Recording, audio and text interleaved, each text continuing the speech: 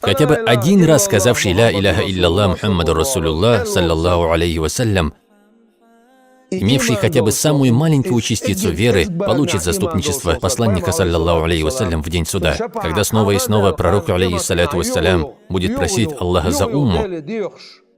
Выведут одних, затем еще мольба, выведут еще одних, затем еще мольба, выведут других, и до тех пор, пока не останется последний, произнесший один раз шахаду «Ля иляха илляллах Мухаммаду Расулуллах». Мы говорим о грешном человеке, который покинул мир этот, не выходя из уммы посланника Аллаха, алейхиссаляту вассалям, который не делал то, что выводит из уммы посланника Аллаха, алейхиссаляту вассалям. И этого человека от вечного огня ада, по милости Аллаха, спасет наш пророк, саллаллаху алейхи вассалям. Знаете ли вы, что пророк Мухаммад, саллаллаху алейхи вассалям, мало смеялся?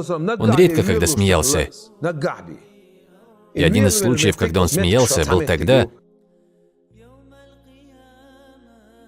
когда он рассказывал о человеке, которого последним выведут из адского пламени.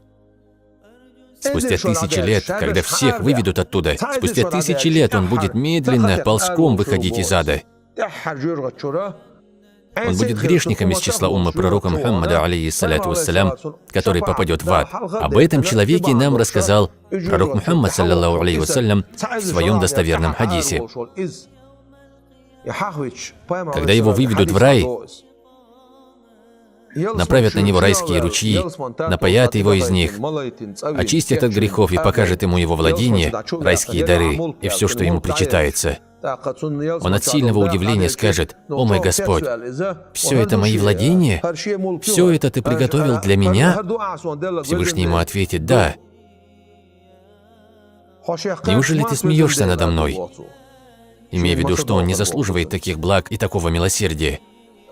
И в тот момент посланник Аллаха, алейхиссаляту вассалям,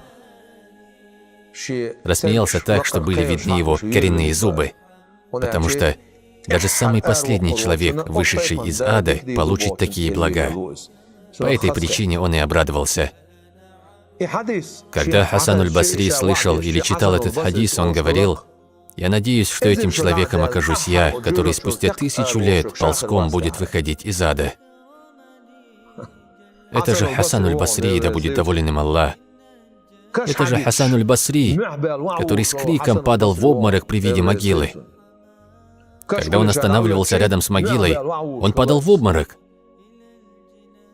Ведь не говорит он, что хочет быть тем, кто попадет в ад, и не говорит он, что желает быть тем, кто выйдет из ада последним.